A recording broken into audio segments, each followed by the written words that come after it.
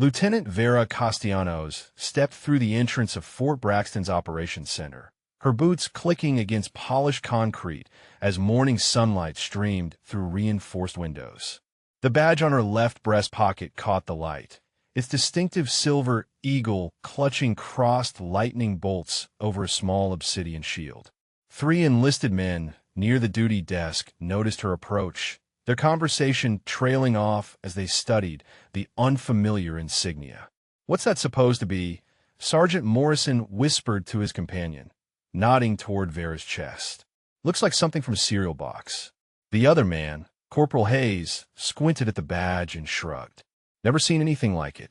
Probably some participation award from officer school." Vera heard every word, but kept her expression neutral, her stride steady as she approached the main desk where Staff Sergeant Coleman reviewed morning reports.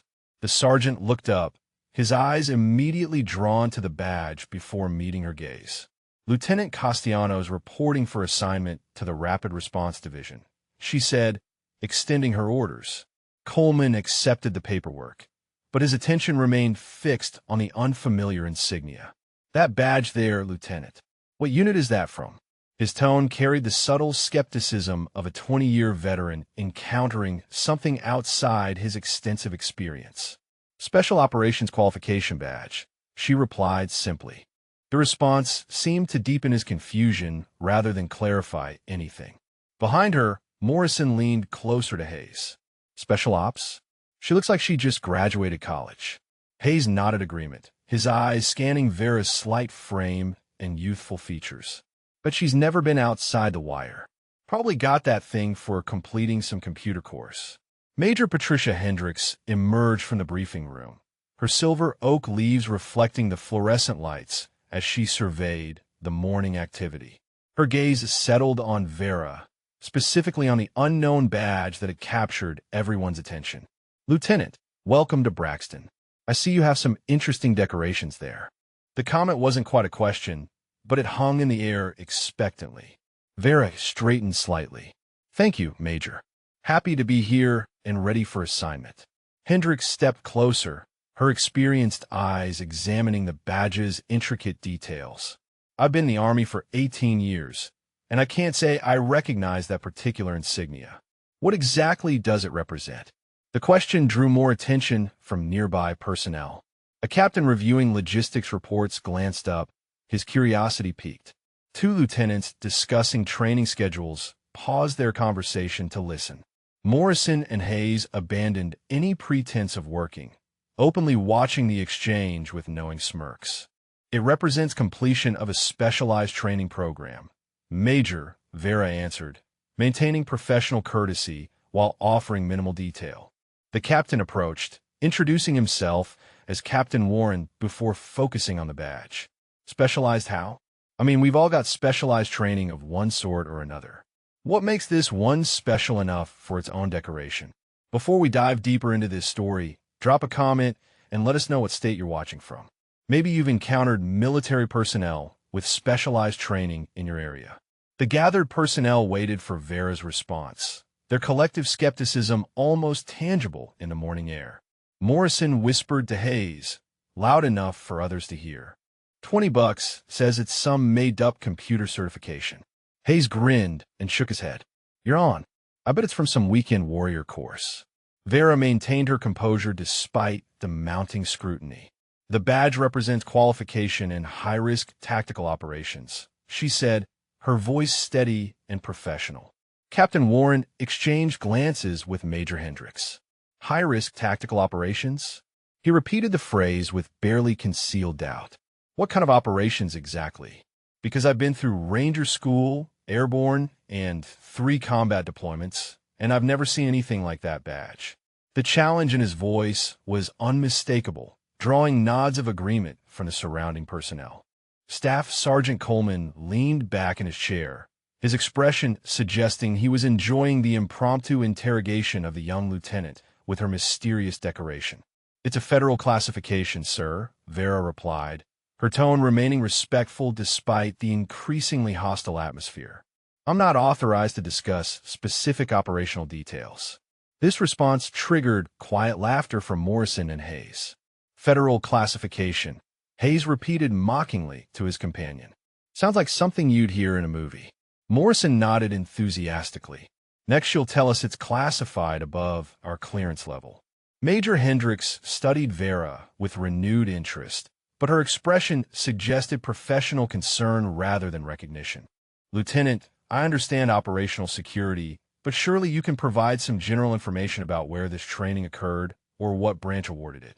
The question felt more like a test than genuine curiosity. Vera sensed the weight of multiple stares, the collective judgment of experienced military personnel who had decided she didn't belong among them.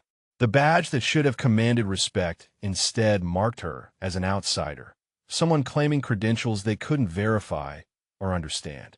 The training was conducted through Joint Special Operations Command, she answered carefully. Multi-service participants, highly selective admission. Captain Warren's eyebrows rose skeptically. Joint SOCOM? And how exactly did the lieutenant fresh out of officer training get selected for Joint Special Operations? His question carried the implication that such selection was impossible for someone of her apparent youth and inexperience.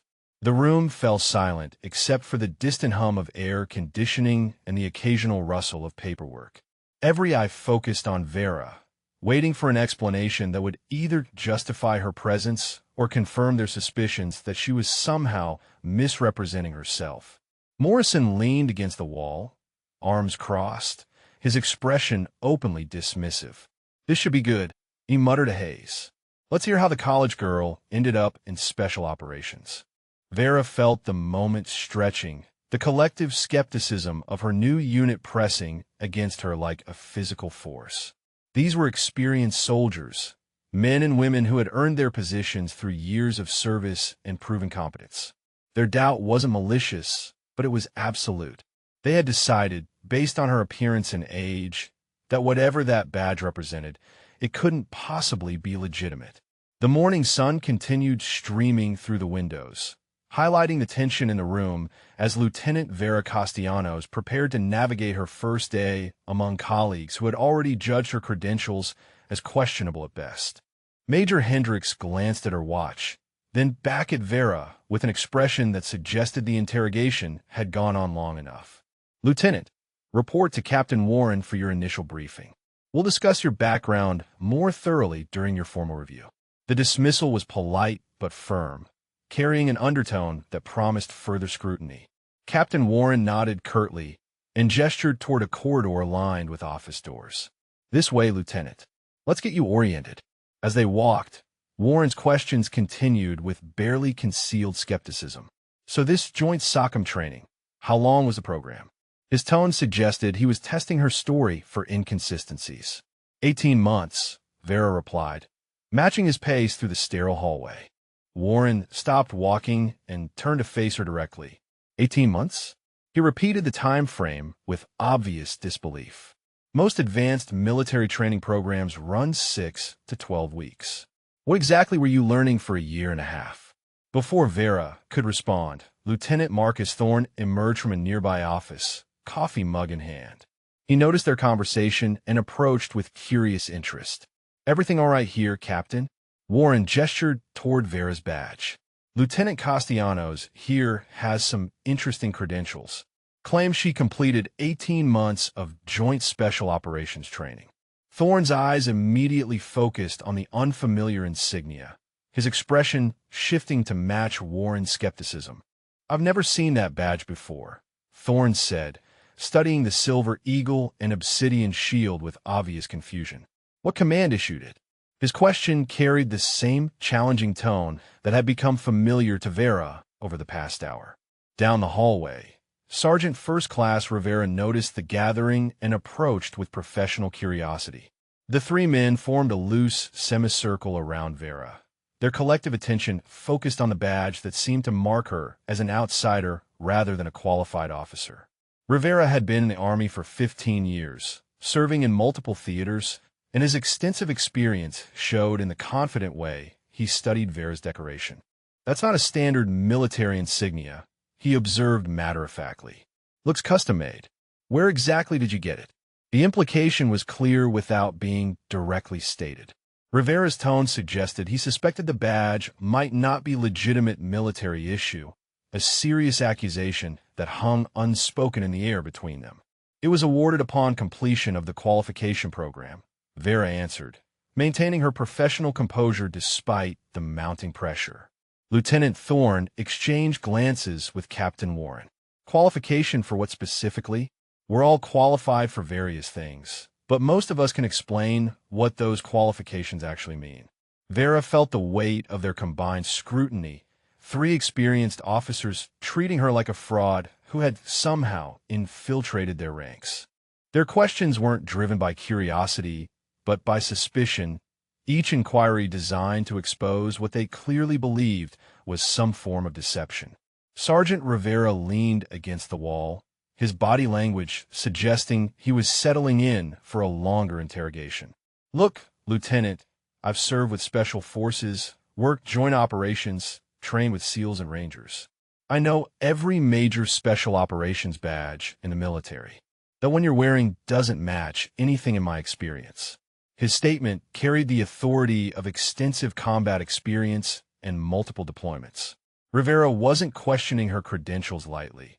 He was speaking from genuine expertise that made his doubt particularly damaging. Captain Warren nodded agreement. Rivera's right. Between the three of us, we've got over 30 years of combined service across multiple commands. If that badge represents legitimate special operations training, one of us should recognize it. The logic was sound and devastating.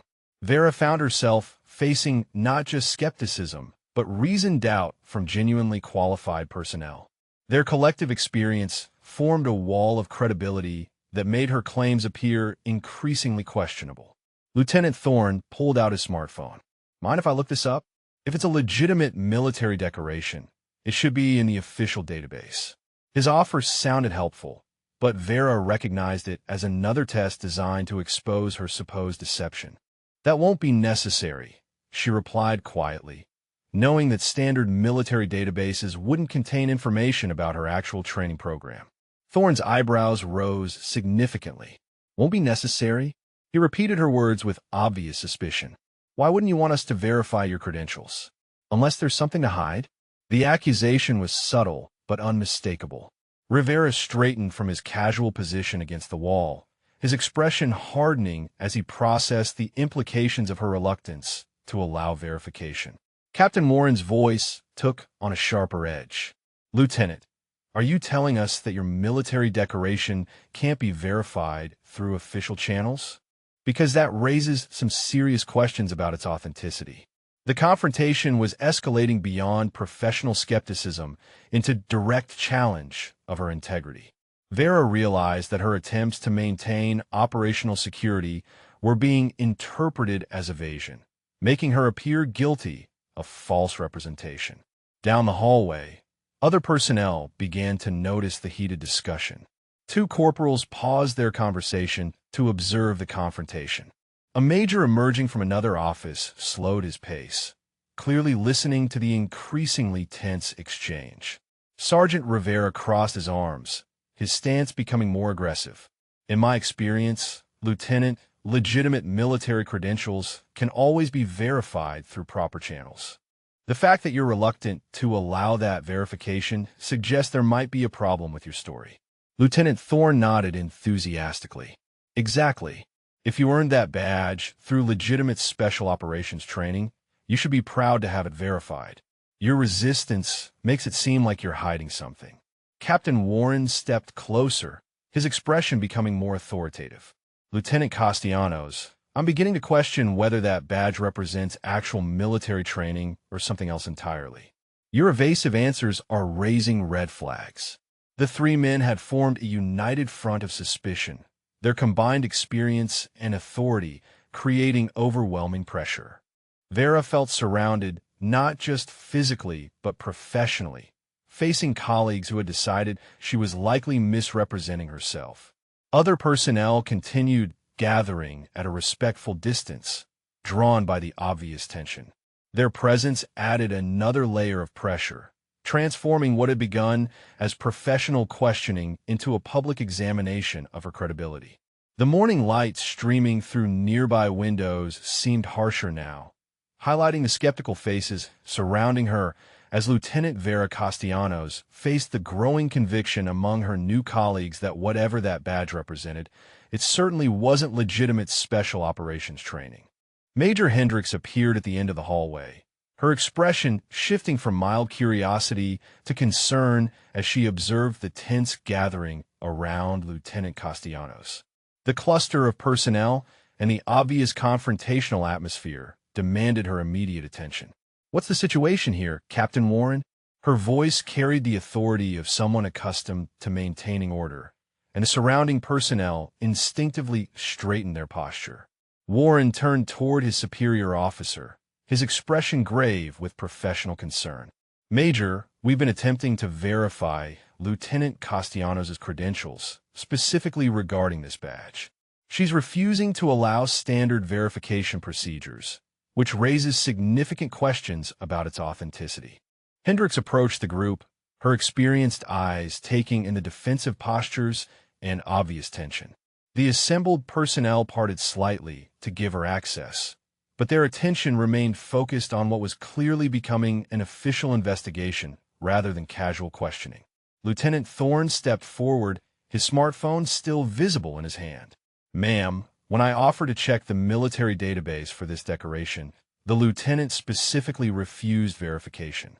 That's highly unusual for someone with legitimate credentials." Sergeant Rivera nodded his agreement, his 15 years of experience lending weight to his observations. "Major, I've worked with every major special operations unit in the military. This badge doesn't match any known decoration from any command I'm familiar with." The accumulating testimony was building a case against Vera's credibility, each statement from experienced personnel adding another layer of doubt about her claimed qualifications. Major Hendricks studied the badge with renewed intensity, her expression becoming increasingly skeptical. "Lieutenant Castellanos, this is becoming a serious matter. If you're wearing unauthorized military decorations, that constitutes a violation of military regulations that could result in formal charges." Her tone was no longer conversational, but carried the weight of official inquiry. Behind the gathered officers, more personnel had begun to notice the commotion. Corporal Hayes whispered to Sergeant Morrison, "I told you that badge looked fake."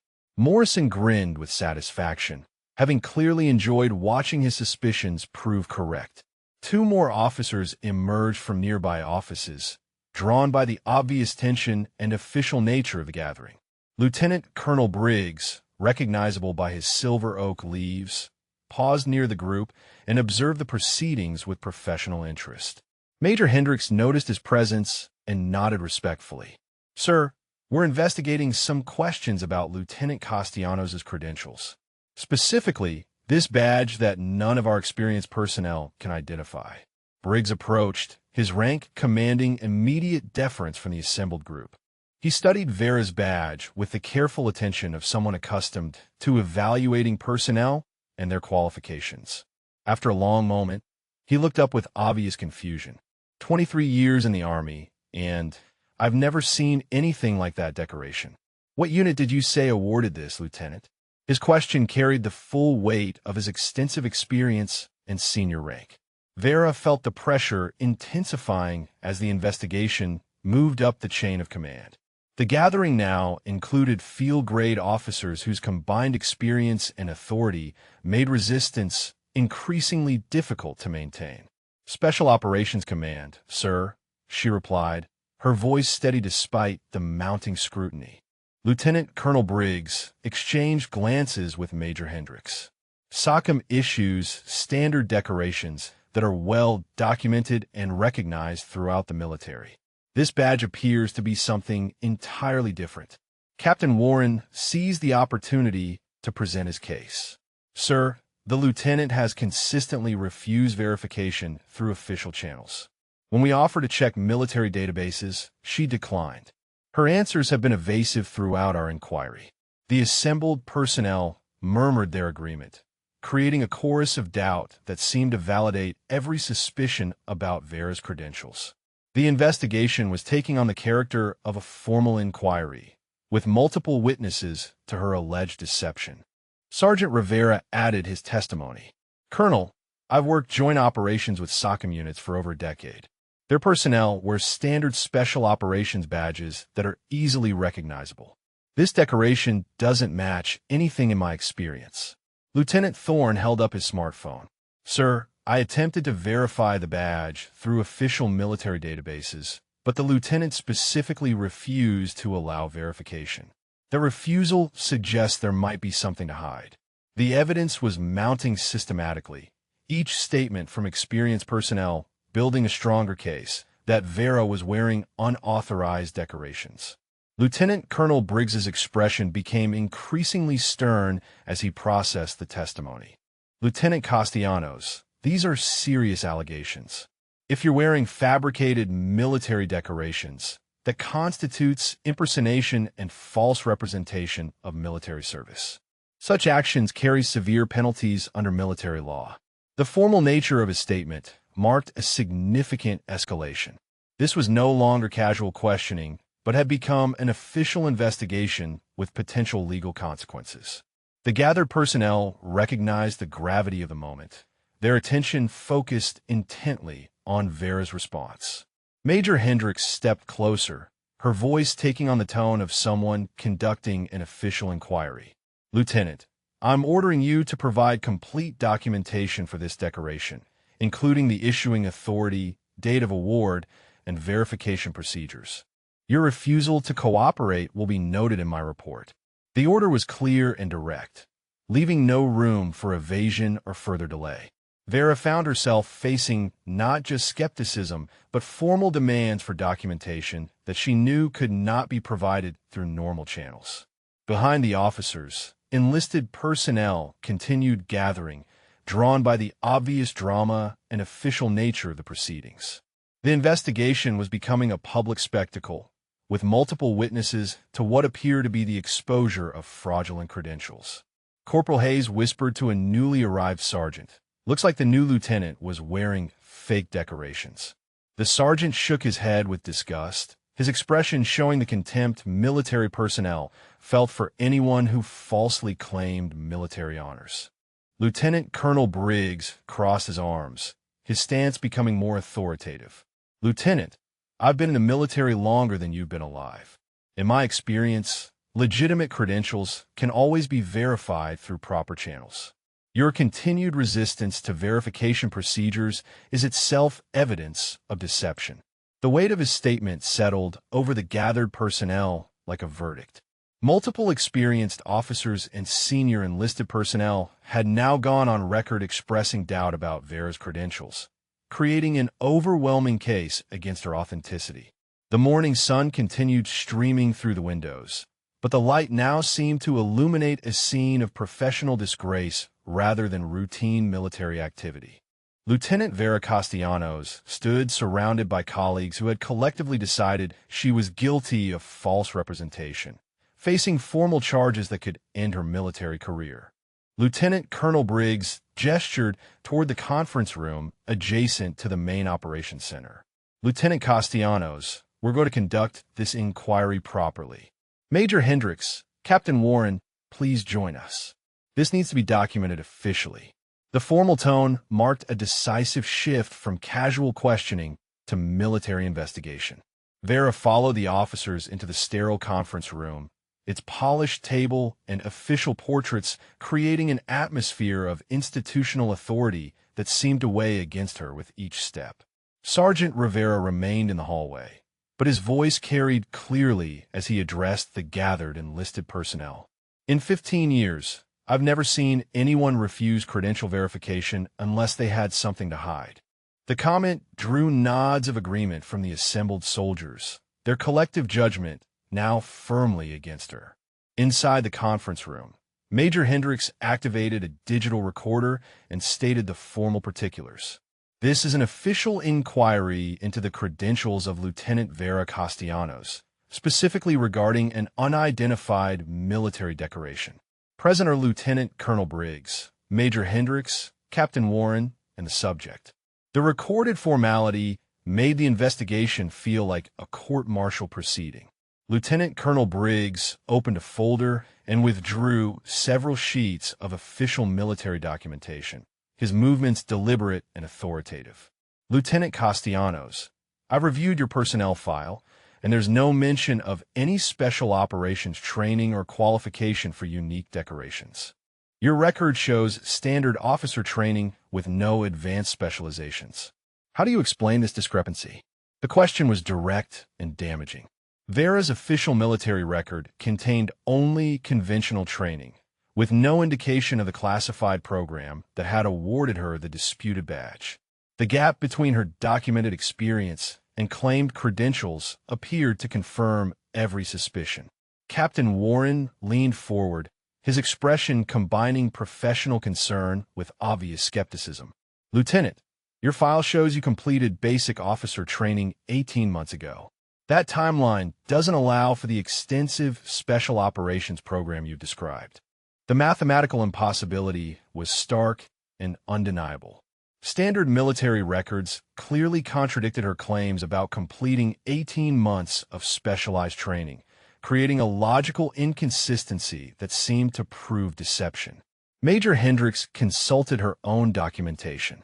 According to your assignment history, you've been in continuous training or administrative positions since commissioning.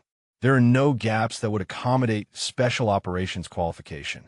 When exactly did this training occur? The question exposed another fundamental problem with Vera's story. Military personnel movements were carefully documented, and her official record showed no periods when she could have attended the training she claimed to have completed. Lieutenant Colonel Briggs spread several documents across the conference table. These are official rosters for every special operations training program conducted in the past 2 years. Your name doesn't appear on any of them. How do you explain your absence from these official records? The documentary evidence was overwhelming and systematic. Senior officers had clearly invested significant effort in investigating her claims, and their research had found no trace of her participation in any legitimate special operations program. Through the conference room's glass partition, Vera could see personnel in the operations center continuing their work, but many cast glances toward the ongoing investigation. Word was spreading through the unit that the new lieutenant was being formally investigated for false credentials. Captain Warren pulled out his tablet and displayed an official military database. I've checked every special operations badge currently authorized for wear. Your decoration doesn't match any approved design. The Army, Navy, Air Force, and Marines all have specific badges for special operations qualifications, and none resemble what you're wearing. The comprehensive search results appeared definitive. Military decorations were strictly regulated, and Warren's research showed that Vera's badge didn't correspond to any officially recognized award from any service branch. Major Hendricks leaned back in her chair, her expression reflecting professional disappointment. Lieutenant, the evidence is becoming overwhelming. No record of your claimed training, no documentation of this badge, and no official recognition of the decoration you're wearing. What conclusion should we draw? The rhetorical question hung in the air like an indictment. Multiple senior officers had now presented systematic evidence that contradicted every aspect of Vera's claimed special operations background, building an apparently ironclad case for false representation. Lieutenant Colonel Briggs checked his watch and made notes in the official file. I'm prepared to recommend formal charges unless you can provide legitimate documentation for your claims. This is your final opportunity to explain these discrepancies. The ultimatum was clear and serious. Vera faced the prospect of court-martial charges for wearing unauthorized decorations and making false claims about military training, offenses that could result in dismissal from service and possible criminal prosecution. Outside the conference room, Sergeant Rivera continued fielding questions from curious personnel. Yeah, looks like she was wearing some kind of fake badge and claiming special operations training. Pretty serious stuff. His commentary was spreading throughout the operations center, cementing the unit's collective judgment that their new lieutenant was guilty of fraud. Captain Warren consulted his documentation again. Lieutenant, I've also checked with personnel departments at Special Operations Command Headquarters. They have no record of any Lieutenant Castellanos completing training programs in the past 3 years. That's definitive proof that your claims are false. The investigation had expanded beyond local inquiry to include official verification with higher commands. Warren's research had apparently reached the highest levels of special operations leadership, and their response seemed to definitively disprove Vera's story. Major Hendricks activated the recorder again. Let the record show that the subject has been given multiple opportunities to provide documentation for her claimed credentials and has consistently failed to do so. Furthermore, official verification through proper channels has found no evidence supporting her claims. The formal statement felt like a verdict. Multiple senior officers had conducted thorough investigation and found no evidence supporting any aspect of Vera's claimed special operations background, while discovering substantial evidence that contradicted her story. Lieutenant Colonel Briggs closed his folder with an air of finality. Lieutenant Castellanos, based on the evidence presented in this inquiry, I'm recommending formal charges for wearing unauthorized decorations and false representation of military service. You'll be notified of the specific charges and your rights under the Uniform Code of Military Justice. The pronouncement marked the end of the investigation and the beginning of formal legal proceedings. Vera had been found guilty in the court of professional opinion, and the military justice system would now determine her fate based on what appeared to be overwhelming evidence of deliberate deception. The shrill sound of the emergency klaxon cut through the conference room like a blade, interrupting Lieutenant Colonel Briggs mid-sentence as he prepared to detail the formal charges against Lieutenant Castellanos. Red warning lights began flashing throughout the operations center, casting urgent crimson shadows across the official documents spread on the table. All personnel to stations immediately. The base-wide announcement crackled through speakers. We have a code red emergency situation developing. This is not a drill. Major Hendricks instinctively reached for her radio as the conference room door burst open. Sergeant Rivera appeared, his face flushed with urgency and his usual skeptical demeanor replaced by professional alarm. Major, we've got a situation. Helicopter down approximately 15 clicks northeast of base perimeter. Search and rescue birds are grounded due to severe weather conditions. The downed aircraft has critical personnel aboard, including Senator Mitchell and his security detail. The political implications hit the room like a physical force. Senator Mitchell chaired the Armed Services Committee and was conducting an official inspection tour of military installations. His safety represented not just human concern, but national security priority that demanded immediate response. Lieutenant Colonel Briggs stood immediately, his investigation of Vera's credentials forgotten in the face of genuine crisis. What's our tactical situation, Sergeant? His voice carried the authority of someone accustomed to managing emergencies. Weather reports show zero visibility with sustained winds exceeding 40 knots. Standard search and rescue helicopters can't operate safely in these conditions. We've lost radio contact with the downed aircraft, and time is critical for survivor recovery. Captain Warren consulted his tablet, pulling up weather data and topographical maps. Sir, the crash site is in heavily forested terrain with extremely difficult ground access. Vehicle recovery would take hours even under ideal conditions, and current weather makes ground approach nearly impossible. Through the conference room windows, Vera could see the operations center transforming into crisis management mode. Personnel moved with urgent purpose, activating communication equipment and coordinating emergency response protocols. The formal investigation that had dominated everyone's attention moments earlier was now completely forgotten. Major Hendricks spoke rapidly into her radio, coordinating with various emergency services. Base operations, this is Major Hendricks. I need immediate status updates on all available rescue assets and weather projections for the next 6 hours. The response crackled back through static interference. Ma'am, meteorology reports no improvement in conditions for at least 8 hours. All rotary wing aircraft remain grounded indefinitely. Ground rescue teams are mobilizing but estimate 4 to 6 hours minimum travel time to reach the crash site. The timeline was devastating. Military medical protocols indicated that trauma victims had limited survival windows, particularly in adverse weather conditions. 6 hours might be too late for anyone seriously injured in the helicopter crash. Sergeant Rivera updated the gathering officers. "Sir, we've also lost communication with the aircraft's emergency locator beacon. The crash site coordinates are approximate at best, which will complicate any rescue efforts significantly." Lieutenant Colonel Briggs studied the tactical display that had been activated on the conference room's wall-mounted screen. The crash site appeared as a red indicator surrounded by dense forest terrain, with weather radar showing massive storm systems moving through the area. "This is a nightmare scenario," he stated grimly.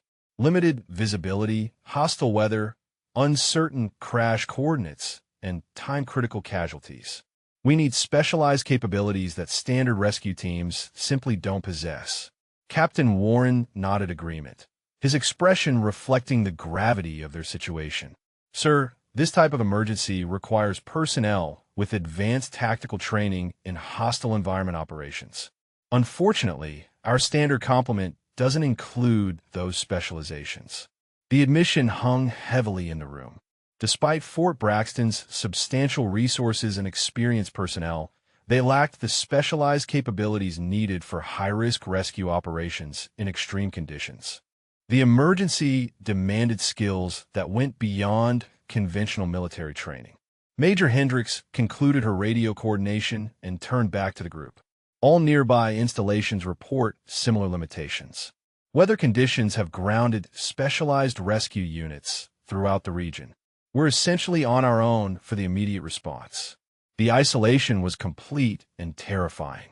Normal emergency protocols relied on mutual support between military installations, but the severe weather had created a situation where Fort Braxton was the only viable response option for a crisis that exceeded their standard capabilities.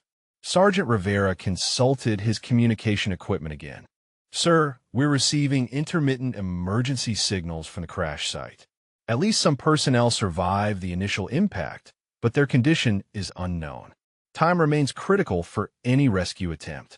The partial communication added urgency without providing useful tactical information. Survivors were alive, but potentially injured, requiring immediate medical attention that couldn't be delivered through conventional means under current conditions. Lieutenant Colonel Briggs studied the weather data more carefully. These conditions aren't just challenging, they're potentially lethal for standard rescue operations. We need someone with specialized training in extreme weather tactical operations. His statement highlighted the gap between their emergency needs and available capabilities. The rescue required expertise that went beyond normal military training, skills that were typically found only in elite special operations units. Captain Warren examined personnel rosters on his tablet. "Sir, I've reviewed our current complement, and we don't have anyone qualified for this type of high-risk operation. Our personnel are experienced, but this situation demands specialized capabilities we simply don't possess." The assessment was professional and devastating. Despite their collective experience and training, none of Fort Braxton's personnel were qualified to conduct the rescue that might save Senator Mitchell and his security detail. Through the conference room windows, emergency preparations continued with increasing intensity. Personnel worked frantically to coordinate whatever response capabilities they possessed, but everyone understood they were facing a crisis that exceeded their normal operational parameters. Major Hendricks checked her communication equipment again. "We're running out of options and time. The weather window isn't improving, standard rescue assets remain unavailable, and we have critically injured personnel who need immediate assistance." The desperation was becoming palpable. Military installations were accustomed to solving problems through training and equipment, but this emergency demanded specialized capabilities that weren't readily available through conventional channels. Lieutenant Colonel Briggs paced the length of the conference room, his frustration evident as he studied tactical displays showing the deteriorating situation. Weather radar indicated the storm system was intensifying rather than dissipating, eliminating any hope for conventional rescue operations in the immediate future. Sir, I've contacted every special operations unit within 300 miles, Major Hendricks reported, her voice strained with growing desperation. Weather conditions have grounded all available assets. The earliest specialized rescue team could reach us is 12 hours, assuming conditions improve. 12 hours was effectively a death sentence for critically injured personnel in hostile weather conditions. Military medical doctrine emphasized the golden hour principle, where survival rates dropped dramatically with each passing hour of delayed treatment. Captain Warren looked up from his coordination efforts with obvious defeat. Sir, I've exhausted every conventional option. Regional Command confirms that weather conditions have created a perfect storm scenario. We're completely isolated in terms of external rescue support. The systematic elimination of alternatives was creating a sense of helplessness that military professionals rarely experienced. Their training emphasized solutions and contingency planning, but this emergency had exceeded every backup protocol they possessed. Sergeant Rivera entered the conference room with another update, his expression reflecting the mounting pressure everyone felt. Sir, we're still receiving intermittent signals from the crash site. The emergency beacon indicates at least 3 survivors, but signal strength is weakening. We may be losing them. The partial communication was simultaneously encouraging and terrifying. People were alive, but potentially dying, while the most capable military installation in the region remained paralyzed by weather conditions and equipment limitations. Lieutenant Colonel Briggs stopped pacing and faced his assembled officers. We're looking at a potential catastrophic failure. A United States Senator and his security detail may die because we lack the specialized capabilities to conduct rescue operations in extreme conditions. The political implications were staggering beyond the human tragedy. Senator Mitchell's death during an official military inspection would trigger congressional investigations and potentially affect defense funding for years. The stakes extended far beyond individual lives to national security considerations. Major Hendricks consulted her tablet again, searching for any overlooked option. Sir, I've reviewed every personnel file in our database. We have experienced combat veterans, qualified pilots, and skilled medics, but none with the specific training required for high-altitude rescue in hostile weather. The admission highlighted their fundamental problem. Traditional military expertise was insufficient for the specialized demands of this emergency. They needed capabilities that were typically found only in elite units that weren't currently available. Captain Warren interrupted his radio coordination to address the group. Sir, I've been in contact with meteorology again. They're now projecting 14 to 16 hours before conditions improve sufficiently for conventional aircraft operations. We can't wait that long.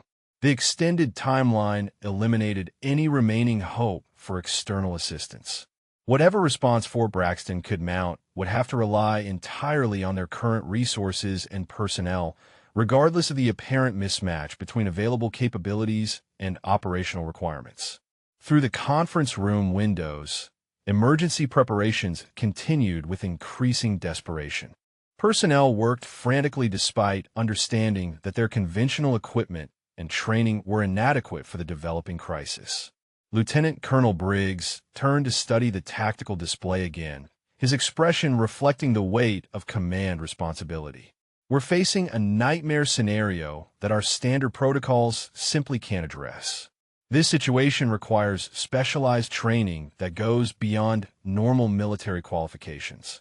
Sergeant Rivera checked his communication equipment and provided another grim update. Sir, the emergency signals are becoming more intermittent. We may be losing survivors due to exposure or untreated injuries. Time is becoming critical beyond our ability to respond. The deteriorating situation was creating pressure that military professionals rarely experienced. Their training emphasized decisive action and effective response. But this emergency had created conditions where their best efforts appeared insufficient. Major Hendricks reviewed personnel rosters again with visible frustration. Sir, I keep coming back to the same conclusion. We need someone with advanced tactical training in extreme weather operations, preferably with specialized rescue qualifications. That type of expertise simply isn't available in our current complement. Her assessment was professional and devastating. Despite Fort Braxton's substantial resources and experienced personnel, they lacked the critical capabilities needed to mount an effective rescue operation under current conditions. Captain Warren concluded another coordination call and turned back to the group. Sir, Regional Command is asking for our assessment of rescue probability using available assets. I'm not sure what to tell them. Conventional approaches have essentially zero chance of success under these conditions. The request for assessment forced them to confront the mathematical reality of their situation. Military planning relied on probability calculations, and every analysis indicated that conventional rescue operations would likely fail catastrophically. Lieutenant Colonel Briggs studied weather projections with increasing frustration. These conditions aren't just challenging, they're specifically designed to defeat standard military capabilities. We need someone with training that goes beyond conventional parameters. His statement highlighted the gap between normal military expertise and the specialized skills required for success. The rescue demanded capabilities that were typically found only in elite special operations units with extensive training in hostile environment operations. Sergeant Rivera provided another update from the crash site coordination. Sir, we're receiving reports that at least one survivor has serious traumatic injuries requiring immediate medical intervention. Standard evacuation timelines won't be sufficient for survival. The medical urgency added another layer of pressure to an already impossible situation. Military medical protocols emphasized rapid evacuation and treatment, but current conditions made both requirements impossible to achieve through conventional means. Major Hendricks looked up from her tactical planning with obvious desperation. Sir, I've run every possible scenario through our planning software. Conventional approaches show failure probability exceeding 90% under current conditions. We need capabilities we simply don't possess. The systematic analysis confirmed what everyone instinctively understood. This emergency had created demands that exceeded their available resources and training, despite Fort Braxton being one of the most capable military installations in the region. Captain Warren closed his coordination efforts and addressed the group with finality. Sir, I've exhausted every external option and reviewed every internal capability. Unless we discover some overlooked resource or qualification within our current personnel, this rescue operation appears impossible under existing conditions. The silence in the conference room stretched uncomfortably as the assembled officers faced the reality that conventional military resources were insufficient for the developing crisis. Lieutenant Colonel Briggs stared at the tactical display, the red indicator marking the crash site seeming to pulse with accusatory urgency. Sir, Lieutenant Vera spoke quietly, her voice cutting through the heavy atmosphere of defeat and desperate planning. I might be able to help with the rescue operation. The statement landed like a physical blow in the room. Major Hendricks turned sharply, her expression shifting from desperation to disbelief, while Captain Warren's face registered something approaching outrage at what seemed like incredible audacity. Lieutenant Castellanos, Captain Warren said, his voice tight with barely controlled anger, we just finished determining that you've been wearing fraudulent military decorations. Now you're claiming you can accomplish what our most experienced personnel cannot? The accusation hung in the air like a challenge. Every officer in the room had spent the morning building a case that Vera was guilty of false representation, and her suggestion appeared to confirm their worst suspicions about her character. Sergeant Rivera's voice crackled through the communication system from the operations center. Sir, we're losing signal strength from the crash site. If there's going to be any rescue attempt, it needs to happen within the next few hours. The urgency of the situation created a terrible tension between desperate need and professional skepticism. Lives hung in the balance, but accepting help from someone they considered a fraud felt like compounding one disaster with another. Lieutenant Colonel Briggs studied Vera with intense scrutiny. Lieutenant, explain exactly what capabilities you believe you possess that could address this emergency. Be specific. His tone carried the weight of command authority and barely contained frustration. The crisis demanded serious evaluation of every possible option, but Vera's credibility had been systematically destroyed during the morning's investigation. I'm qualified for high-altitude rescue operations in hostile weather conditions, Vera replied, her voice steady despite the obvious skepticism surrounding her. The training I completed included specialized techniques for exactly this type of emergency scenario. Major Hendricks shook her head with visible disgust. Lieutenant, we've already established that your claimed training doesn't exist in any official records. Are you seriously suggesting we risk additional lives based on qualifications we've proven are fraudulent? Her response reflected the professional outrage that military personnel felt toward anyone who falsely claimed specialized capabilities. The suggestion that they should trust their emergency response to someone with questionable credentials seemed almost insulting. Captain Warren consulted his tablet again, his expression showing renewed anger. Sir, this is exactly the type of behavior we'd expect from someone who's been misrepresenting their qualifications. Now that we have a real emergency, she's doubling down on her false claims. The logic was sound and damaging. Vera's suggestion could be interpreted as evidence that she was willing to maintain her deception even when lives were at stake, demonstrating the depth of her alleged fraud. Through the conference room windows, emergency coordination continued with increasing urgency. Personnel worked frantically despite understanding that conventional approaches had been exhausted. The base's most experienced officers remained paralyzed by equipment limitations and adverse conditions. Lieutenant Colonel Briggs faced an impossible decision. Military protocol demanded that he exhaust every available option to save American lives. But accepting help from someone whose credentials had been thoroughly discredited violated every principle of proper command judgment. Lieutenant Castellanos, he said finally, assuming for a moment that your claims were legitimate, what specific approach would you recommend for this rescue operation? His question was posed hypothetically, but it represented the first crack in the wall of official skepticism. Vera stepped closer to the tactical display, her demeanor shifting from defensive to analytical. The crash site is in a natural clearing approximately 200 meters from the ridgeline. Approach from the northeast would provide the best protection from prevailing winds while allowing rapid extraction. Her assessment was specific and confident, delivered with the authority of someone who had genuinely studied the tactical situation. The details suggested familiarity with high-risk rescue planning that went beyond casual observation. Major Hendricks exchanged glances with Captain Warren, both officers clearly uncomfortable with the direction of the conversation.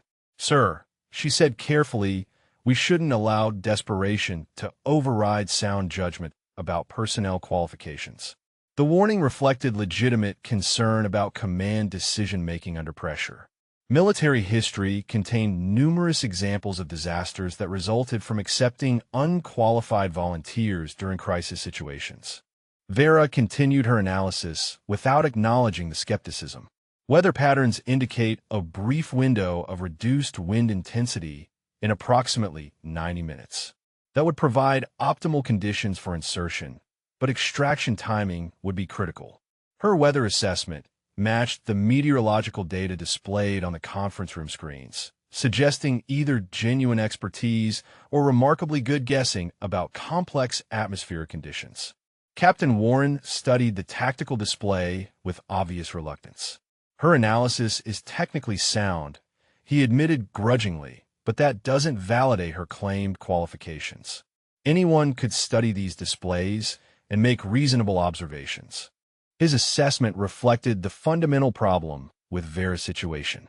Even if her suggestions proved tactically sound, her credibility had been so thoroughly undermined that accepting her recommendations felt professionally irresponsible.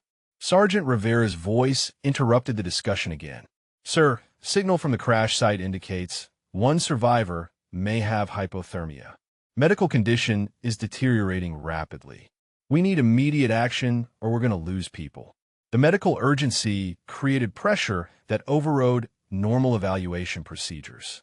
Military medical protocols emphasized rapid response, but current circumstances had created conditions where rapid response might require accepting help from questionable sources. Lieutenant Colonel Briggs studied weather projections with visible tension. If her assessment about the weather window is accurate, we'd have one opportunity for attempted rescue. Miss that window, and conditions become impossible for the next 18 hours. The timeline was becoming critical beyond normal planning parameters. Military operations typically allowed for multiple contingency approaches, but this emergency had created a situation where they might have only one chance for success. Major Hendricks reviewed her own tactical assessments. Sir, even if we accepted her analysis, we'd still need qualified personnel to execute the operation. Her suggestions don't address our fundamental capability gap. The observation highlighted the continuing problem with their rescue planning. Even with potentially sound tactical analysis, they lack personnel qualified to execute high-risk operations under extreme conditions. The emergency klaxon sounded again, its harsh tone echoing through the operations center as Sergeant Rivera burst through the conference room door. His face was pale with urgency, and his usual professional composure had been replaced by barely controlled alarm. Sir, we've lost primary contact with the crash site. The emergency beacon is transmitting on backup power only, which means we have maybe 30 minutes before we lose them completely. Additionally, meteorology reports the storm system is intensifying faster than projected. The news struck the room like a physical blow. Lieutenant Colonel Briggs immediately turned to the tactical display, watching as the weather radar showed massive storm cells converging on the crash site location with frightening speed and intensity. What's the revised timeline for the weather window, Sergeant? His voice carried the strain of command responsibility under impossible circumstances. Rivera consulted his meteorological reports. Sir, the window Lieutenant Castellanos identified is now our only viable option. After that brief break, conditions will deteriorate beyond anything we've seen today. We're looking at sustained winds exceeding 60 knots with zero visibility for at least 24 hours. The extended timeline was catastrophic. 24 hours would eliminate any possibility of survivor recovery, regardless of available capabilities or personnel qualifications. The weather had effectively created a scenario where immediate action was their only option. Major Hendricks studied her communication equipment with visible desperation. Sir, I've been coordinating with medical personnel. Hypothermia progression in these conditions means we have a maximum survival window of 4 to 6 hours from initial exposure. We're already approaching that threshold. The medical timeline was intersecting with weather limitations to create an impossible situation. Even if conditions improved eventually, the biological reality of cold weather exposure meant that delay was equivalent to accepting casualties. Captain Warren looked up from his tactical planning with obvious frustration. Sir, I've run every conventional approach through our simulation software. Success probability remains below 5% under current conditions. We need capabilities that exceed standard military parameters. The systematic analysis confirmed what everyone instinctively understood. Conventional military resources were insufficient for the demands of this emergency, despite Fort Braxton representing one of the most capable installations in the region.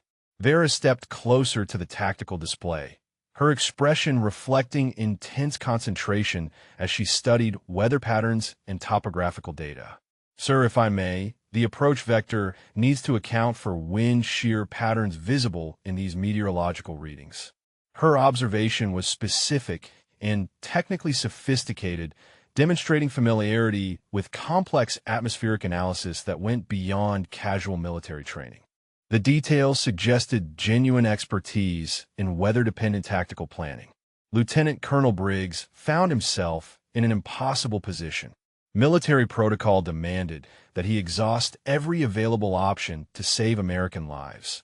But accepting assistance from someone whose credentials had been systematically discredited violated fundamental principles of command responsibility. Major Hendricks consulted her coordination notes again. Sir, I've contacted every available asset within operational range. Weather conditions have eliminated conventional rescue capabilities throughout the entire region. We're completely isolated in terms of external support. The strategic isolation was complete and terrifying. Normal emergency protocols relied on mutual assistance between military installations, but the storm system had created conditions where Fort Braxton was the only potential response option for a crisis that exceeded their documented capabilities. Sergeant Rivera provided another critical update. Sir, we're receiving final transmissions from the crash site. At least 2 survivors are confirmed seriously injured, and one appears to be losing consciousness. This is becoming a race against time we're currently losing. The medical urgency was escalating beyond normal emergency parameters. Military medical protocols emphasized rapid evacuation and treatment, but current circumstances had made both requirements impossible to achieve through conventional approaches. Captain Warren studied personnel rosters with visible desperation. Sir, I've reviewed every qualification in our database multiple times. We simply don't have anyone officially trained for high-risk rescue operations under these specific conditions. Our personnel are experienced, but this situation demands specialized capabilities. His assessment highlighted the fundamental gap between available resources and operational requirements. Despite collective decades of military experience among Fort Braxton's personnel, none possessed the specific training needed for success under current emergency conditions. Vera continued her analysis of the tactical situation. The wind patterns suggest a brief stabilization period beginning in approximately 70 minutes. That represents our optimal insertion window, but extraction timing would be critical due to rapidly changing atmospheric conditions. Her weather assessment was proving increasingly accurate as meteorological updates confirmed her predictions about wind patterns and timing. The precision of her analysis suggested either remarkable intuition or genuine expertise in complex atmospheric evaluation. Lieutenant Colonel Briggs faced a command decision that violated every principle of normal military planning. Accept assistance from someone whose qualifications have been thoroughly questioned, or maintain professional standards while potentially accepting preventable casualties. Major Hendricks reviewed medical protocols with obvious tension. Sir, hypothermia progression means that even if we could mount a rescue operation in 6 hours, survival probability would be minimal. The biological timeline is working against us regardless of our tactical capabilities. The medical reality created additional pressure beyond weather and equipment limitations. Human physiology was imposing constraints that couldn't be overcome through better planning or additional resources, making immediate action the only viable option for preventing casualties. Through the conference room windows, emergency preparations continued with increasing desperation. Personnel worked frantically despite understanding that their best efforts remained insufficient for the developing crisis.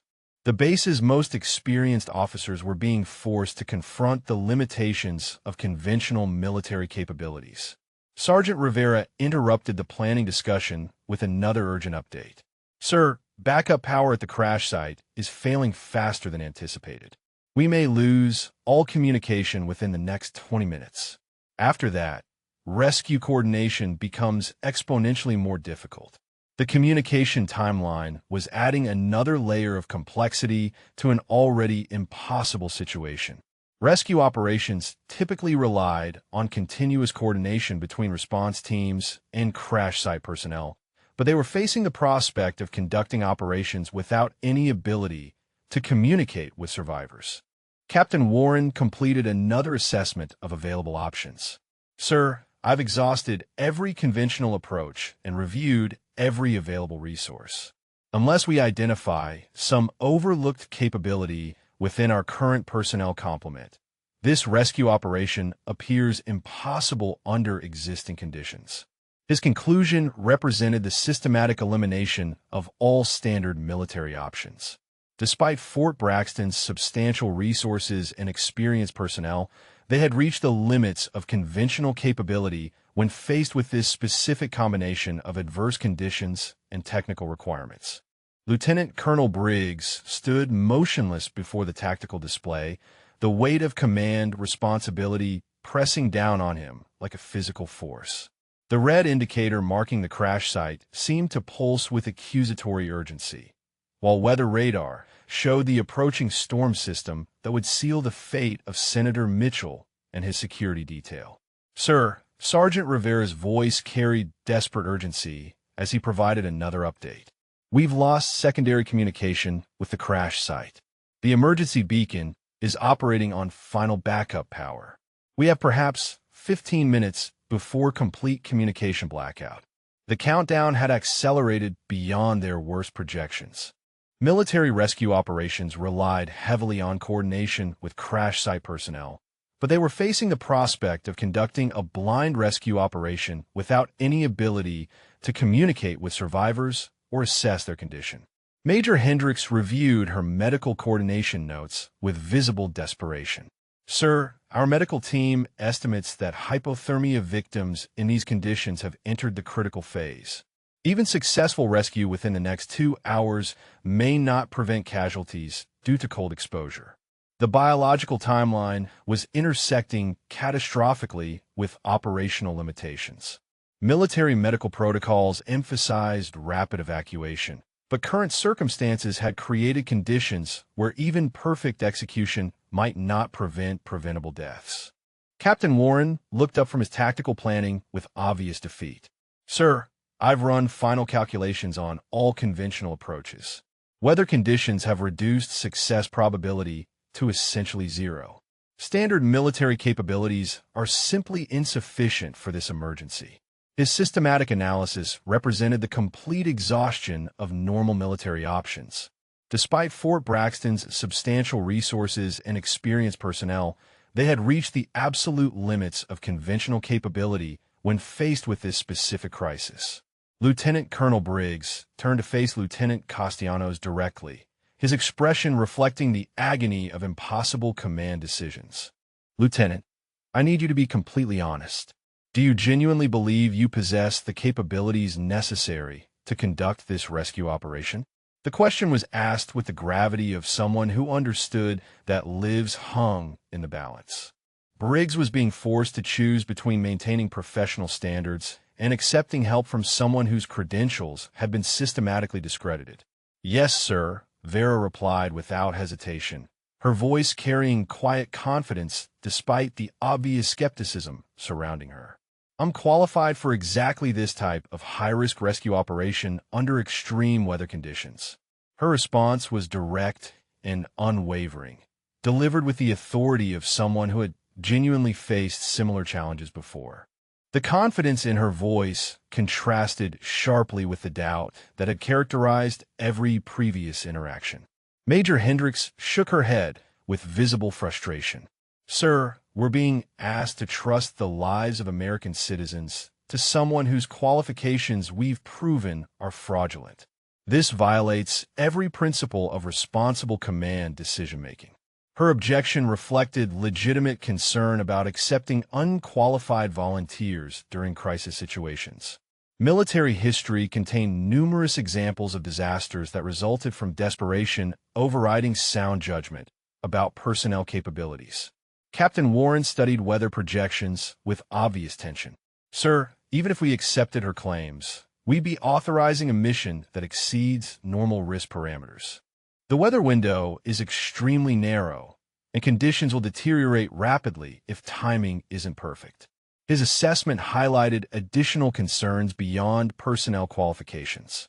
The rescue operation would require precise execution under conditions that left no margin for error, making it dangerous even for genuinely qualified personnel. Sergeant Rivera interrupted the discussion with another critical update. "Sir, final transmission from the crash site indicates at least one survivor is losing consciousness. Medical condition is deteriorating beyond our ability to coordinate effective rescue through conventional means."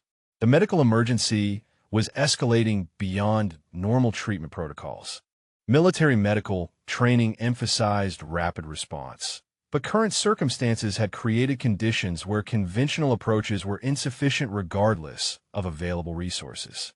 Vera stepped closer to the tactical display, her demeanor shifting to intense, analytical focus. "Sir, the approach I'm recommending utilizes specialized techniques specifically designed for these exact conditions. The risk is manageable with proper training and equipment." Her technical assessment was specific and confident, suggesting familiarity with rescue protocols that went beyond theoretical knowledge. The details implied genuine experience with high-risk operations under adverse conditions. Lieutenant Colonel Briggs faced the most difficult decision of his military career. Accept assistance from someone whose credentials have been thoroughly questioned, or maintain professional standards while potentially accepting preventable American casualties. Major Hendricks consulted her coordination notes again. "Sir, we have no external backup available. Weather conditions have isolated us completely. Whatever decision we make, we're entirely dependent on our internal resources and personnel." The strategic isolation was complete and terrifying. Normal emergency protocols relied on mutual assistance between military installations, but the storm system had eliminated all external support options, forcing them to rely entirely on questionable internal capabilities. Captain Warren reviewed final meteorological reports.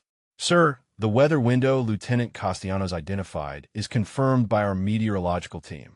We have approximately 50 minutes before conditions become impossible for any rescue attempt." The timeline was becoming critical beyond normal planning parameters. Military operations typically allowed for multiple contingency approaches, but this emergency had created a situation where they had one chance for success or complete failure. Through the conference room windows, emergency preparations continued with increasing desperation. Personnel worked frantically despite understanding that conventional approaches had been exhausted.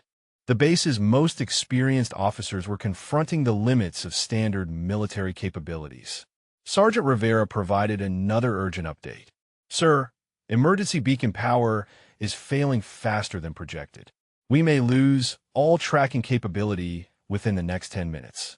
After that, locating survivors becomes exponentially more difficult. The communication loss would complicate rescue operations beyond normal parameters."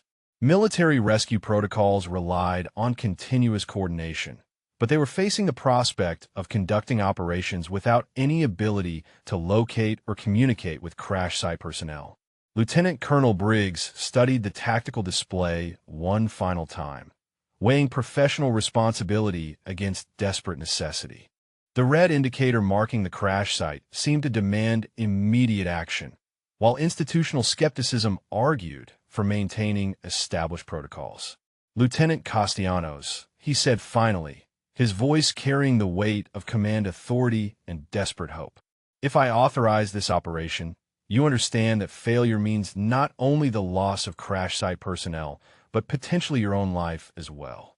The warning was both official and personal, reflecting the gravity of the decision he was being forced to make. Military commanders were trained to assess risk carefully, but current circumstances had created conditions where careful assessment might result in preventable casualties. Vera met his gaze directly, her expression reflecting absolute determination. "Sir, I understand the risks completely. I'm confident in my ability to execute this rescue successfully. The people at that crash site deserve every possible chance for survival." Her response carried the conviction of someone who had genuinely faced similar challenges and succeeded. The confidence was either remarkable acting or genuine expertise that had been overlooked during their morning investigation of her credentials. Lieutenant Colonel Briggs closed his eyes for a moment, the weight of impossible command decisions pressing against him like a crushing force. When he opened them again, his expression had transformed from uncertainty to grim determination, the look of a commander who had chosen to risk everything on a desperate gamble. "Lieutenant Castellanos, you are hereby authorized to conduct emergency rescue operations at the crash site. Major Hendricks, Captain Warren, provide her with whatever equipment and support she requires." His voice carried the finality of command authority, but everyone in the room understood they were witnessing a decision that violated every principle of conventional military planning.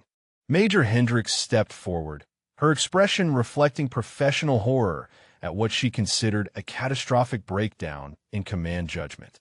"Sir, I must formally object to this decision. We're authorizing someone whose credentials we've proven fraudulent to risk additional lives on a mission that exceeds safe operational parameters." Her objection was entered for the official record, protecting her professional reputation while acknowledging the desperate circumstances that had forced this unprecedented decision. Military protocol required formal objection to decisions that appeared to violate sound judgment. Captain Warren nodded agreement with obvious reluctance. "Sir, even if we accept her claims at face value, this operation represents extreme risk under conditions that would challenge the most qualified special operations personnel. We're essentially gambling with American lives." His assessment reflected the mathematical reality of their situation. Military planning relied on calculated risk assessment, but current circumstances had forced them into a scenario where calculation was impossible and desperate action was their only option. Vera moved immediately toward the equipment lockers, her demeanor shifting from defensive to operational with startling efficiency.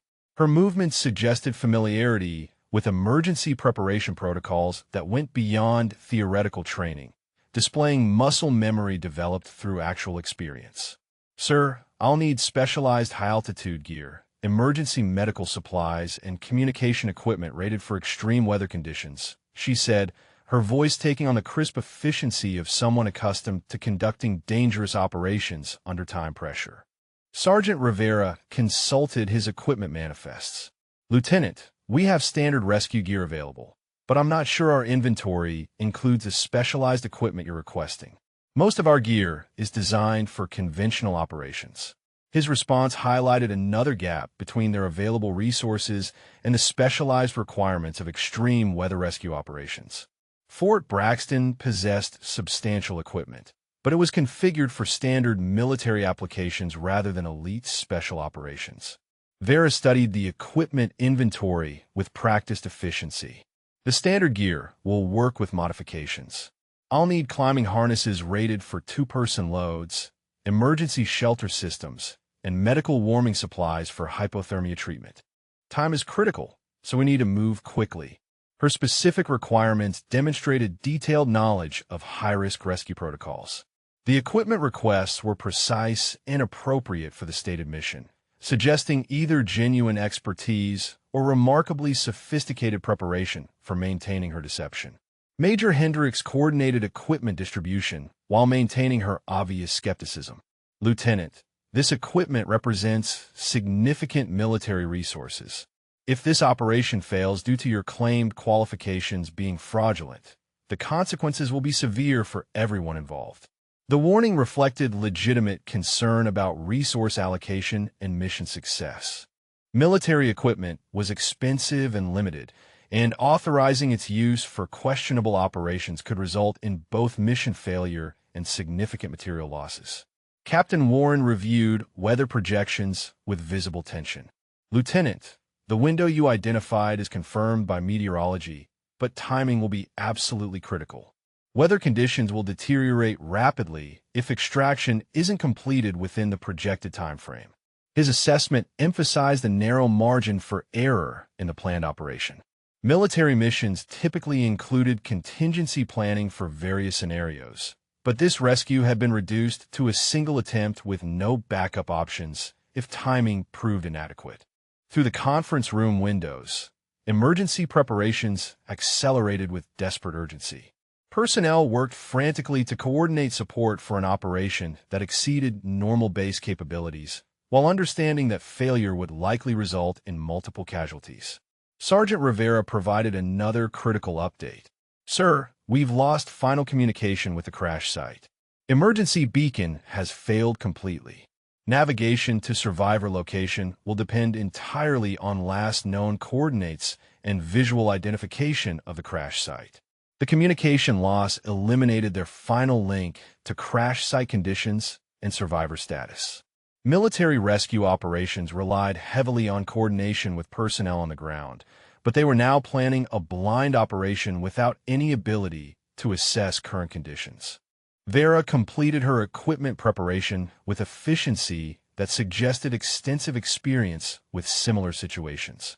Her movements were economical and purposeful, displaying the muscle memory of someone who had conducted high-risk operations under extreme time pressure. Lieutenant Colonel Briggs approached her directly, his expression reflecting the gravity of what they were attempting. "Lieutenant, I need you to understand that if this operation fails, not only will we lose the crash site personnel, but your failure will also confirm every suspicion about your fraudulent credentials." His statement was both warning and test, emphasizing the personal and professional consequences of failure, while offering her a final opportunity to withdraw if her claims were indeed false. The stakes had escalated beyond mission success to questions of personal and institutional credibility. "Sir, I understand completely," Vera replied without hesitation. "The people at that crash site deserve every possible chance for survival. I won't let them down." Her response carried absolute conviction, delivered with the confidence of someone who had faced similar challenges and succeeded. Major Hendricks reviewed final coordination notes. "Lieutenant, meteorology confirms your weather assessment. The window begins in approximately 30 minutes and will last for roughly 45 minutes maximum. After that, conditions become impossible for at least 18 hours. The timeline was becoming critical beyond normal operational parameters. Military missions typically allowed buffer time for unexpected complications, but this rescue required precise execution within an extremely narrow window of opportunity. Captain Warren studied topographical maps with obvious concern. "Lieutenant, the terrain surrounding the crash site is extremely challenging even under ideal conditions. Combined with current weather, navigation will be difficult for even the most experienced personnel." His assessment highlighted additional complications beyond weather and equipment limitations. The geographical challenges would test navigation and survival skills under conditions that eliminated most technological assistance options. Sergeant Rivera coordinated final equipment distribution. "Lieutenant, all requested gear is loaded and ready for deployment. Transportation to the insertion point is standing by, but we need to move immediately to meet the weather window timing."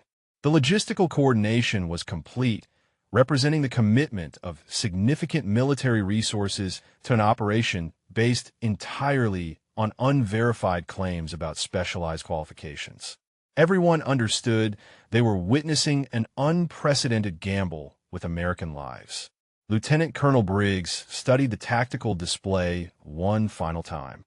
"Lieutenant Castellanos, you have authorization for immediate deployment. Weather window timing is critical, so execution must begin now. The lives of Senator Mitchell and his security detail are in your hands." His authorization was formal and final, representing a command decision that would either save American lives or confirm the catastrophic failure of military judgment under pressure. The responsibility had been transferred entirely to someone whose qualifications remained completely unverified. The helicopter lifted off from Fort Braxton's landing pad with mechanical precision, its rotors cutting through the deteriorating weather as Vera sat calmly in the passenger compartment, her specialized equipment secured around her with the efficiency of someone who had conducted similar operations many times before. Chief Warrant Officer Martinez piloted the aircraft with obvious concern, his 20-year flying experience evident in the way he navigated increasingly turbulent conditions. "Lieutenant, I've flown in some serious weather, but these conditions are pushing the limits of what's safe for insertion operations." His assessment carried the authority of extensive aviation experience under combat conditions. Military pilots were trained to operate in adverse weather, but current atmospheric conditions were testing the boundaries of acceptable risk even for the most qualified aviators. Vera studied the tactical display mounted in the helicopter's cabin, her analysis of wind patterns and approach vectors demonstrating familiarity with complex navigation planning. "Chief, the insertion point needs to account for wind shear patterns visible in the current meteorological data." approach from Bering to Savinzero will provide optimal conditions.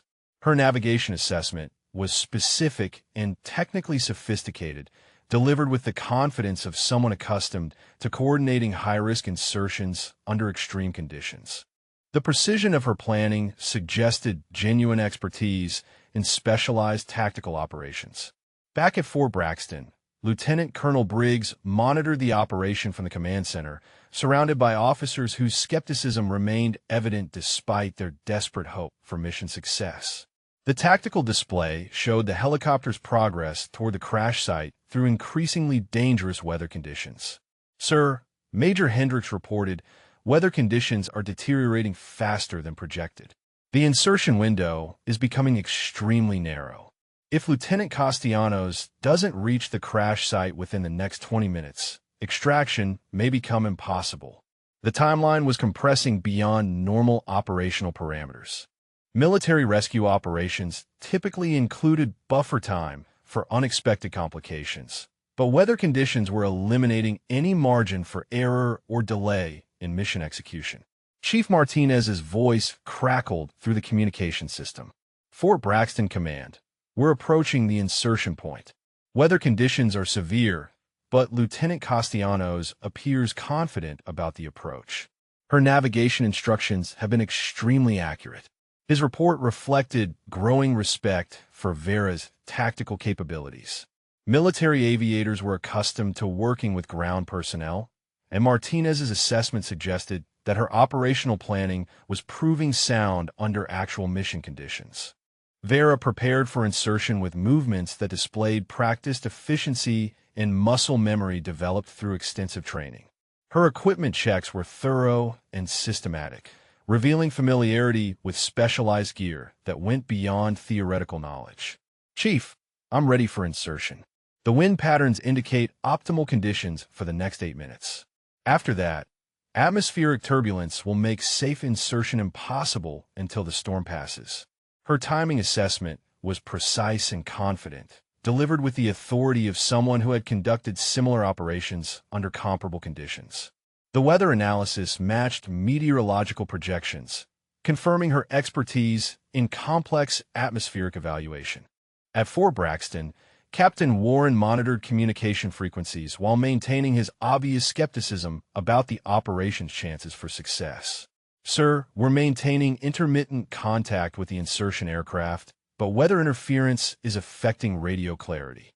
We may lose communication capability entirely within the next few minutes." The communication challenges were adding another layer of complexity to an already dangerous operation. Military rescue missions relied heavily on coordination between multiple elements, but weather conditions were threatening to isolate the rescue attempt completely from base support. Vera moved to the helicopter's insertion position, her preparation revealing equipment modifications that demonstrated advanced knowledge of specialized rescue techniques. The gear configurations were precise and appropriate for extreme weather operations, suggesting either genuine expertise or remarkably sophisticated preparation. Chief Martinez reduced altitude as they approached the crash site, his flying demonstrating exceptional skill in navigating severe weather conditions. "Lieutenant, I can see the crash site through the trees. Insertion point looks challenging, but your approach vector appears optimal for current wind conditions." His assessment confirmed Vera's tactical planning while highlighting the difficulty of the insertion itself. Military aviators were trained to evaluate insertion conditions, and Martinez's approval of her planning suggested that her operational expertise was proving legitimate under actual mission conditions. The helicopter hovered above the forest canopy as Vera prepared for rappelling insertion, her movements displaying the confidence and efficiency of someone who had conducted similar operations many times before. The equipment rigging and safety checks revealed extensive experience with high-risk tactical insertions. "Fort Braxton Command, we're beginning insertion operations now. Lieutenant Castellanos appears fully qualified for this type of extreme weather rescue. Her equipment preparation and tactical planning have been flawless throughout the approach phase." Chief Martinez's report represented the first official recognition of Vera's apparent competence from someone with direct operational experience. His assessment carried significant weight due to his extensive background in military aviation and special operations support. Vera began her descent through the forest canopy with controlled precision, her rappelling technique demonstrating advanced training in high-risk insertion methods. The execution was smooth and professional, revealing muscle memory developed through extensive practice under similar conditions. At Fort Braxton, the command center monitored her progress with tense anticipation. Lieutenant Colonel Briggs watched the tactical display showing her position, while radio communications provided intermittent updates on the insertion's progress through increasingly severe weather interference. "Sir," Sergeant Rivera reported, "we're receiving confirmation that Lieutenant Castellanos has reached the ground safely. Her insertion was executed flawlessly despite extremely challenging conditions." Chief Martinez reports that her tactical planning and execution have been exceptional throughout the operation. The successful insertion represented the first concrete evidence that Vera possessed genuine qualifications for extreme weather rescue operations. Military personnel were trained to recognize competent execution, and multiple witnesses were now confirming her apparent expertise. Major Hendricks monitored communication frequencies with obvious tension. "Sir, we're losing radio contact due to weather interference. The next communication window may not occur for several hours, depending on atmospheric conditions." Lieutenant Castellanos is now operating independently without base support. The communication loss meant that Vera was conducting the most critical phase of the rescue operation without any external coordination or backup support. Military rescue protocols emphasized continuous communication, but weather conditions had created a situation where she was operating entirely on her own capabilities. Captain Warren studied weather projections with growing concern. "Sir, conditions at the crash site are deteriorating rapidly. Even if Lieutenant Castellanos locates the survivors successfully, extraction timing will be extremely critical. The weather window is closing faster than anticipated." The timeline was becoming critical beyond normal mission parameters. Weather conditions were eliminating the margin for error that military operations typically included, making successful extraction dependent entirely on precise timing and flawless execution by someone whose qualifications had been questioned throughout the morning. Vera located the crash site within minutes of touching ground, her navigation proving flawless despite zero visibility conditions that would have challenged even the most experienced rescue personnel.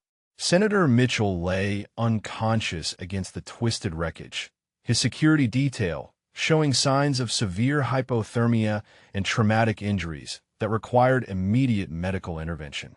She worked with methodical precision, applying advanced trauma care techniques, while simultaneously coordinating survivor preparation for extraction under impossible weather conditions. Her medical training was evident in every movement, revealing expertise that went far beyond standard military first aid qualifications. The emergency shelter she deployed protected the survivors from wind and precipitation, while her warming techniques began reversing hypothermia progression with remarkable efficiency. Every action demonstrated specialized knowledge acquired through extensive training in exactly these types of extreme rescue scenarios. Radio communication crackled intermittently through weather interference as Chief Martinez coordinated extraction timing from above the forest canopy. "Lieutenant Castellanos, weather window is closing rapidly. We need extraction coordination now, or we'll miss our opportunity entirely." Vera signaled extraction readiness using specialized communication protocols, her coordination revealing familiarity with complex multi-element rescue operations under adverse conditions. The extraction rigging she established for multiple casualties demonstrated advanced training in tactical evacuation procedures. The helicopter descended through brutal weather conditions as she guided survivors to the extraction point with efficiency that suggested extensive experience in similar operations. Her movement techniques, and casualty handling revealed muscle memory developed through repeated training in extreme weather rescue scenarios. At Fort Braxton, Colonel Samuel Mitchell entered the command center unannounced, his presence immediately commanding attention from every officer present. Lieutenant Colonel Briggs turned with surprise, recognizing the silver eagles that indicated Mitchell's senior rank and obvious authority within the installation's chain of command. "Colonel, sir, we weren't expecting your arrival until next week."